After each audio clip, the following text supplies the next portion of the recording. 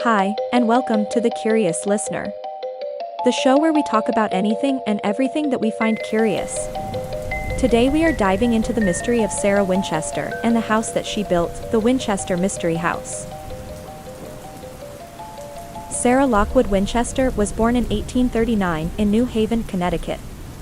She was the fifth child of Leonard and Sarah Pardee. When Sarah was born, her family were an upper-middle-class, well-respected family.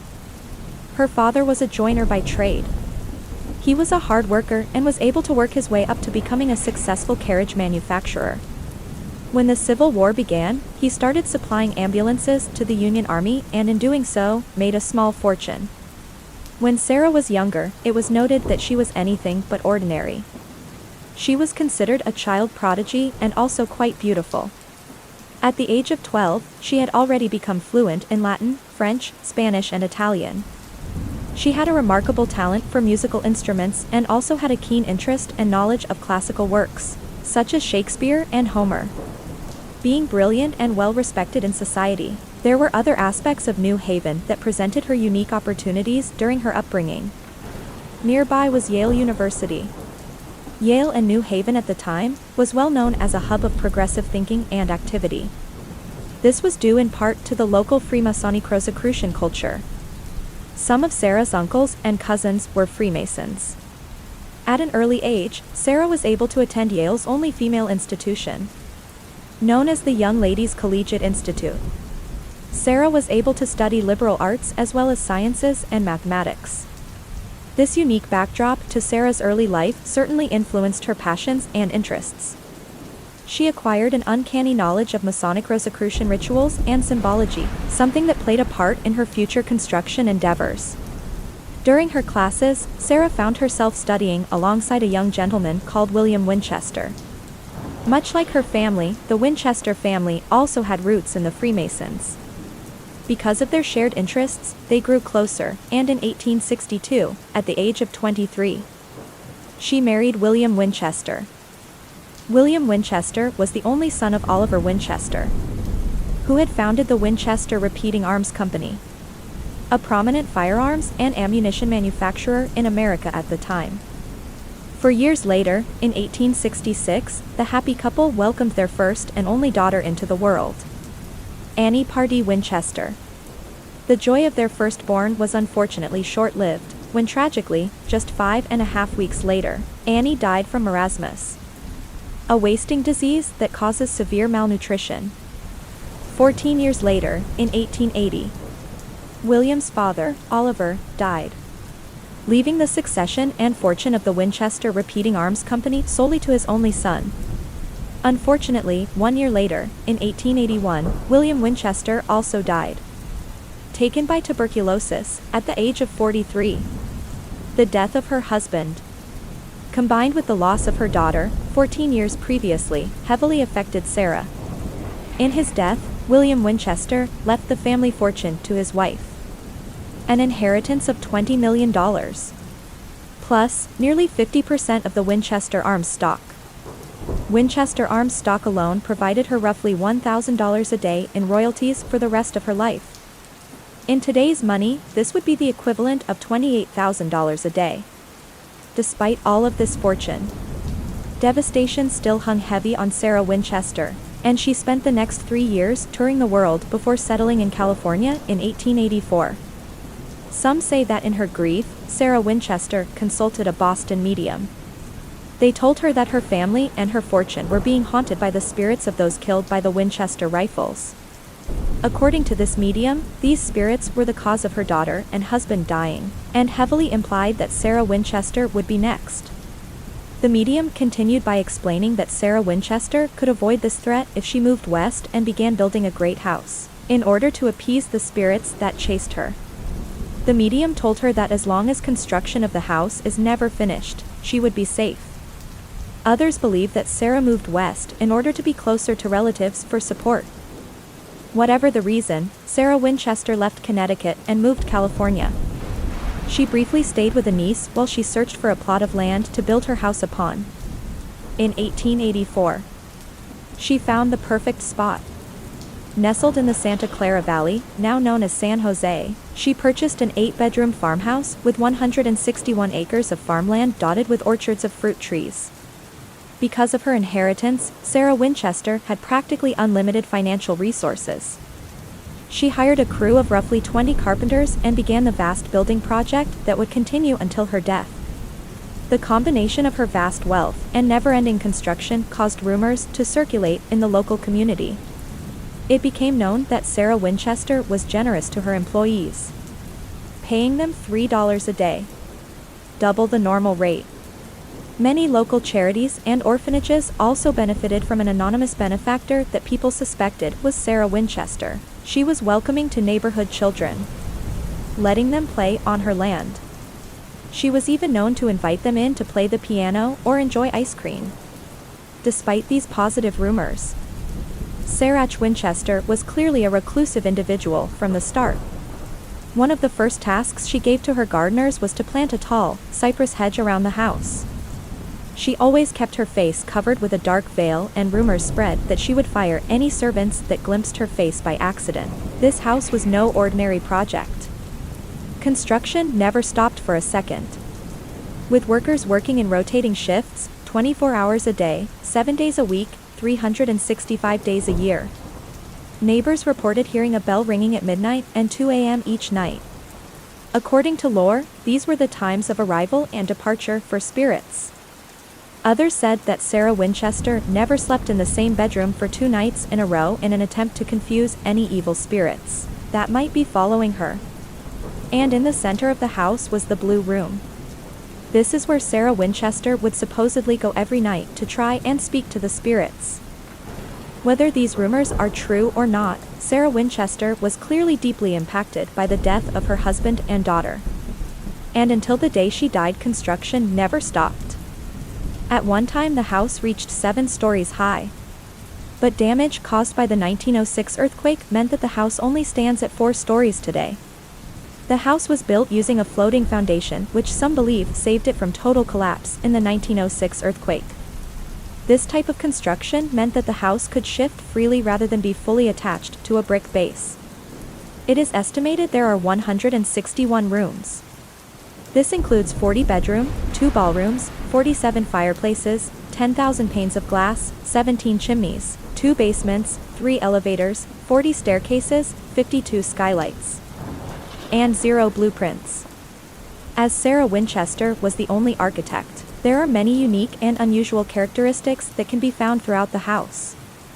Undeniably, the Winchester Mystery House is elaborate. There are miles of corridors and hallways that twist and turn, seemingly for no reason, sometimes ending abruptly with dead ends, causing you to turn back the way you came. Traveling through this labyrinth can be incredibly disorientating. Luckily, there are some centrally located stairways and passages that serve as shortcuts from one side of the house to the other. Although the estimated number of rooms is 161, these are no ordinary rooms. There are rooms hidden within rooms. Staircases are confusing and mismatched. One staircase leads to nowhere, ending abruptly at the ceiling. It is estimated that there are approximately 950 doors. In one place the door opens into a solid wall. Another door, found on the 2nd floor, opens to a sheer drop to the ground below. Some doors are tiny, leading into large rooms, and some doors are large, leading into tiny rooms. Every morning, Sarah Winchester would meet with her foreman, John Hanson, and instruct him on new changes and additions to the house for that day. Never questioning the instructions of Sarah Winchester, John Hanson was loyal to his boss and to the construction of the house. And for many years, he created, remodeled, and tore down countless rooms. With no budget or deadlines, it was common for features in rooms to be torn down after being constructed. In some cases, instead of being dismantled, they were built around or sealed over. This has led many to suspect that here are still rooms waiting to be discovered. Because of this haphazard way of working, there is little rhyme or reason to the layout of the house. Once a room was finished and no longer required alterations, Sarah Winchester set about decorating it using the best furnishings that money could buy. She appreciated beauty and was known for her taste and style. Amongst the ornate treasures Sarah Winchester used to decorate her house were gold and silver-plated chandeliers, German silver and bronze inlaid doors, rare precious woods like mahogany and rosewood, imported Tiffany art glass windows, and Swiss molded bathtubs. Even after items of such expense were delivered to the property, many of the materials would never end up being used. One of the noticeable features of the house are the parquet floors. According to records, one craftsman worked tirelessly for 33 years doing nothing but designing, creating, installing, and in some cases, tearing up the floors. Made of mahogany teak, oak, rosewood, maple, and white ash, the floors were arranged in impressive mosaics. A bedroom that is considered to be Sarah Winchester's favorite bedroom, the one that she was found in when she died, has an especially unique floor. When sunlight streams through the windows, the floor is laid in such a way that it appears to change from dark strips to light and then back again, depending on which end of the room you view the floor.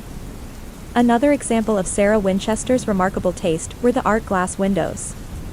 Imported by Tiffany's of New York and made to order in Austria, they were designed using both convex and concave glass frames, set with glittering jewels. Sarah Winchester designed two unique patterns: a spider web pattern and daisy pattern. It can be found in many of the windows throughout the house. It was said that the daisy was her favorite flower, and that the spider web pattern had a special occult meaning. Another incredible room is a large hall, called the Hall of Fires. This room was designed to generate as much heat as possible. Separated by curtains, there are 4 fireplaces and 3 hot air vents. Some people theorized this was due to the extreme arthritis that Sarah Winchester experienced in her later years. Another incredible room is the Grand Ballroom. Incredibly, this room was constructed almost entirely without the use of nails. Lit by a silver chandelier from Germany, the walls and floor are made of a mixture of mahogany, rosewood, maple, oak, teak, and white ash. Although already unique considering the lack of nails used in its construction, the Grand Ballroom also houses 2 stained glass windows, each containing a quote from Shakespeare. The first window reads, "Wide unclasp the table of their thoughts." This quote is from Troilus and Cressida and refers to Cressida's flirting nature. The second window reads, "These same thoughts people this little world." This quote is from Richard II and references that whilst imprisoned, his thoughts people the small world of his confinement. It is not known what these lines meant to Sarah Winchester, but clearly they held some significance. Sadly, the ballroom was never used to hold a ball. In 1906, an earthquake hit the Winchester house, registering as 8.3 on the Richter scale. It heavily damaged the Winchester house, reducing the 7-story building to the current 4 stories it stands at today. Sarah Winchester, herself, was trapped in one of her favorite bedrooms near the front of the house. It took her servants several hours to find her and rescue her. Badly shaken from this earthquake, Sarah Winchester felt that this was a warning from the spirits that she was spending too much money on the front section of the house, which at the time could be considered near completion. After she repaired the structural damage, she immediately ordered the front 30 rooms of the house, including her favorite bedroom in which she was trapped, the Grand Ballroom, and the beautifully designed front doors, all to the sealed up. So, freshly installed were these heavy, ornate front doors that they had only been used by 3 people prior to being sealed up: Sarah Winchester and the 2 carpenters that had installed them. Despite the earthquake, construction continued at a steady pace and the house continued to grow. Even through the maze of corridors, bizarre rooms, twisting oddly shaped stairs, doors going nowhere and skylights nowhere near the sky, there is still yet more mysterious features within the Winchester house. The prime numbers 7, 11 and 13 can repeatedly be found throughout the house, with the number 13 being the most prominent. These numbers show up consistently in the number of windows in many of the rooms, or the number of steps in many of the staircases. It can be found in the number of rails used in the railings or within the number of panels in floors and walls. There are 13 bathrooms, 13 hooks in the blue seance room. Many windows have 13 panes, and the carriage entrance hall floor is divided into 13 cement sections. There are 13 holes in sink drain covers, And even Sarah Winchester's will was divided into 13 parts and signed by her 13 times. With the inside of the house being so complex, it is in no doubt that the outside received equal care and attention. The Queen and Victorian architecture features towers, turrets, curved walls, cupolas, cornices, and balconies, all of which are outlined with finely detailed trim work. And when viewed from certain angles, the towers are topped with ornamental spires called finials, which gives the house a castle-like appearance. As an avid gardener, Sarah Winchester imported flowers, trees, plants, herbs, and shrubs from over 110 countries around the world, and employed roughly 10 gardeners to ensure that the gardens and the tall hedge surrounding the house were always well maintained. Sarah Winchester spent a considerable amount of time in her gardens, and she had gazebos built where she could sit and enjoy her trees and flowers. The design of the gardens is very typically Victorian, with neatly trimmed shrubs and geometric designs. There are trees that are scattered across the property, many from all over the world, including a looming monkey puzzle tree and many different fruit trees, such as persimmons, grapefruits, lemons, bay leaves, and oranges. Full fountains can also be found within the gardens, with many statues representing figures from Greek mythology dotted throughout. Many of these plants were included for their medicinal benefits. The persimmons were supposed to help intestinal problems. Peonies were thought to cure headaches, and even the carefully pruned rose bushes could be made into an eye lotion. Sarah Winchester also took time building a greenhouse conservatory within the mansion, where flowers and plants were nurtured and used to decorate rooms of the house. Over the years, Sarah Winchester's skill in construction grew and developed, and she gradually became known for using the most current innovations in her home. Historical sources say that Sarah Winchester was the first to use wool for insulation. The gas lights in the house were fed by the estate's own gas manufacturing plant and were operated by pushing an electric button. Window drip pans and zinc subfloor were installed in the north conservatory. This ensured that when the plants were watered, any runoff would be captured by the subfloor and redirected to the gardens below. Sarah Winchester also installed a servant call system where she was able to summon a servant from anywhere in the house. A card would drop showing a servant which room she was in so she could be easily found. Many of the fireplaces within the Winchester house have hinged iron drops for easy removal of ashes. And brass corner plates were installed on stairways to make it easier to clean the steps. Sarah Winchester was also among the first to create and use a shower. She also had installed 3 elevators, 2 that were driven by hydraulics, and 1 driven by electricity.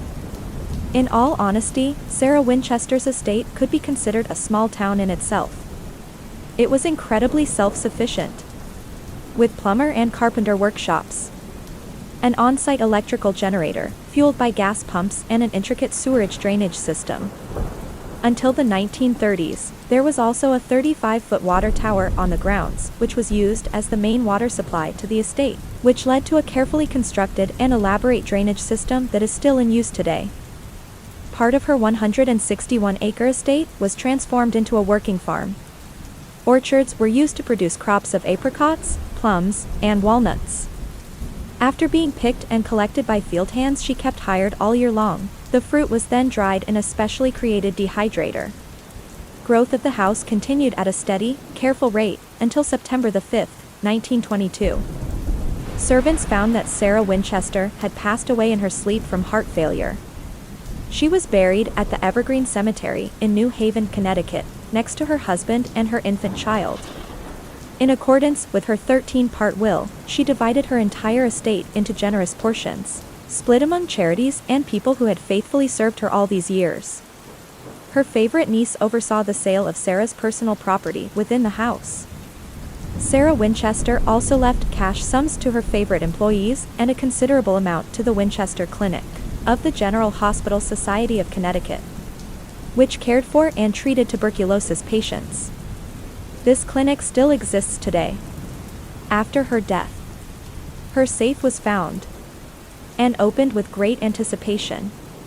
Unfortunately, no fortune was found inside. All that remained inside were reminders of her husband and daughter.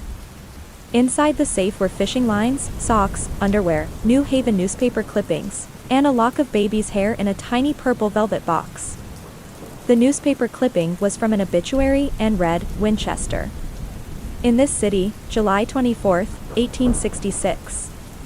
Annie Pardee, infant daughter of William Winchester and Sarah Winchester. Upon discovering Sarah Winchester has passed away, her workers put down their tools for the last time. Construction of the Winchester house has finally come to an end. At the time of her death, the sprawling Winchester house contained 160 rooms, 10,000 windows, 2,000 doors, 47 stairways, 47 fireplaces, 13 bathrooms and 6 kitchens.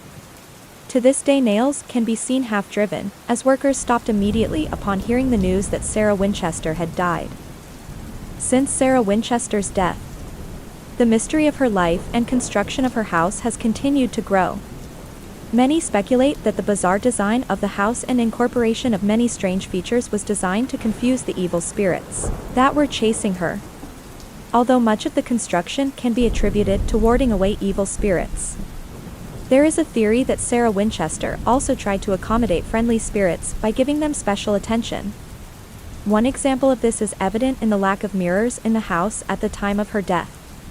Only 3 mirrors were found in the entire house. Legends say that spirits hate mirrors, since catching their reflection can cause them to vanish. So, Sarah Winchester made sure to avoid using mirrors. Winchester House also contains many sources of light, from countless candles, gas jets, and electric light bulbs.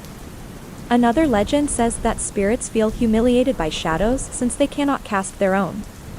Some believe Sarah Winchester was making a special effort to appease the spirits that followed her. The Winchester House is an incredible feat of Victorian craftsmanship. An eccentric eerie maze, full of bizarre and baffling oddities. Over the years, many have tried to explain or reason some of the more bizarre aspects of the house. Some oddities could have practical explanations. For example, a staircase known as the switchback staircase has 7 flights, folding back in on itself, with 44 steps that rise only about 9 feet, with each step being just 2 inches high. Many believe that this stairway was designed to accommodate Sarah Winchester's severe arthritis in her later years. Occasionally, Sarah Winchester was known to test the loyalty of her employees. It is reported that she once told a painter to paint an entire room with red enamel. And 3 days later, she had him repaint the same room, this time all in white. Another story came from a time that she was trying to decide who to hire as a gardener out of 3 applicants. She asked each gardener to plant a row of cabbages upside down. The first gardener did so without question, and the second gardener refused her request. The third gardener agreed to plant the cabbages upside down, but did suggest to Sarah Winchester the cabbages were normally planted with their roots in the ground. Sarah Winchester hired the third gardener, appreciating that despite being the boss, he was not afraid to speak up. Being an accomplished musician, Sarah Winchester had a pump organ installed within the house. She regularly practiced. This no doubt fueled many rumors that spirits were playing late into the night. Because of her severe arthritis, many thought that she kept playing the organ to keep her fingers from deteriorating. Once upon a time, Sarah Winchester enjoyed the finest vintage wines and created a wine cellar to store her collection of vintage wines. But according to the stories, one evening when she went to the wine cellar to find a special bottle, she discovered a black handprint on the wall. Likely this was a mark left behind by a workman. But Sarah Winchester took it as an omen and ordered that the wine cellar be boarded up. We don't know how elaborate or extravagant this wine cellar is, because to this day it has not been rediscovered. Today, the Winchester House is owned by Winchester Investments LLC, and is open to the public for regular tours. Winchester Investments, LLC are also responsible for the restoration and continued maintenance upkeep that the Winchester House requires. Over 20,000 gallons of paint are used to cover the exterior of the house. So much so, that by the time painters have finished, the job needs to be started all over again. It is no surprise that the Winchester House has been shrouded in mystery since 1923, when the house first opened to the public. People who worked within the mansion have described strange experiences and phenomenon when alone within the house. Stories have surfaced of creaking floorboards or rattling doorknobs. Some of the mansion's caretakers have heard footsteps or quiet breathing late into the night, long after the house has emptied for the day. One caretaker swears that on a lonely night patrolling the corridors, he heard the sound of a screw slowly turning, followed by a tink as it fell to the floor. However, when he turned the lights on, he could find nothing out of place. Another longtime employee at the Winchester house seems to have become a target of mischievous spirits. Closing up the house one evening, he locked the heavy doors to the main courtyard, and then proceeded to set the security alarm. When he turned back to double-check the heavy doors, he found them unlocked. Another time, after completing a walkthrough of the house, he carefully locked all of the doors and turned off every light. Then walking to his car, he looked back at the house out of habit and saw that all the lights on the third floor were still on. Perhaps someone could have forgotten to turn off a single light, but he was very certain he would have remembered forgetting to turn off an entire floor. A common question on tours of the Winchester house is, have you ever seen a ghost? Depending on who you ask, the answers can be varied, different. One standout ghost story is that of a very loyal employee. He still works on the grounds to this day. Although many of the possessions of the house was sold off after the death of Sarah Winchester, a handful of photographs from Sarah Winchester's time were saved. One such photograph hangs in the gardener's tool shed, and it shows carpenters that built the mansion standing shoulder to shoulder because of how well Sarah Winchester paid and how kind she was to her staff. It wasn't unusual for people who worked for her to stay under her employ for many years. However, this one particular employee apparently still works in the basement of the Winchester house. Over the years since Sarah Winchester's death, the main basement has remained locked, and visitors and employees haven't been able to access it until a few years ago. The managers of the Winchester house decided to add a new tour, called the behind-the-scenes tour. It planned to take guests into some of the buildings around the estate and into previously unseen rooms of the house, including one of the basements. Before this tour could start, years of dust and debris needed clearing from the basement. Many tour guides took on the job of sweeping up and cleaning the basement, and over the period of months it took to clear the network of underground hallways and rooms, many tour guides reported encountering someone that they've never met. A man wearing workman's overalls and pushing a wheelbarrow. Most of the tour guides assumed that he was part of the restoration crew that works around the clock, repairing and preserving the house. But one guide decided to ask the tour manager who the man was. This confused the manager, who claimed that no one was scheduled to work in the basement, and asked the tour guide to describe the man. The tour guide gave a description of a man with a dark mustache, white overalls, pushing a wheelbarrow. Not recognizing this person, the matter was quickly dropped. And a few weeks later, the behind-the-scenes tour began. One afternoon, a guest asked the tour guide about the man she saw in the basement. The tour guide asked, confused, "I didn't see him. What did he look like?" And the guest said that he had a mustache and was wearing white work clothes and pushing a wheelbarrow. The tour guide knew no one was supposed to be in the basement, so he reported this to his manager. Another day, while touring the gardens, a female guest pointed to the photograph hanging in the garden shed and said, "I saw that man in the basement. He had a wheelbarrow." After the tour, the guide told their manager about it, and out of curiosity, the manager grabbed the photograph from the garden shed and showed the photograph to the guides who had been reporting seeing this man in the basement. "That's him," the tour guide said. "That's the man I saw with a wheelbarrow." Some might say that's haunted, but others could say that some of Sarah Winchester's employees were just very loyal. The Winchester house is incredibly beautiful and impressive in its construction. The sad story behind its creation has naturally given rise to tales and whispers of ghosts and spirits. But walking around the halls of the house, despite feeling maybe slightly spooked, I think the overwhelming feeling one might have is sadness. Despite all the wealth, Sarah Winchester never fully recovered from the death of her daughter and husband.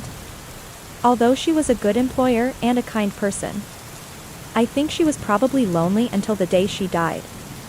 And the fact that she had all this money, and when they opened her safe it only held things that held value to herself.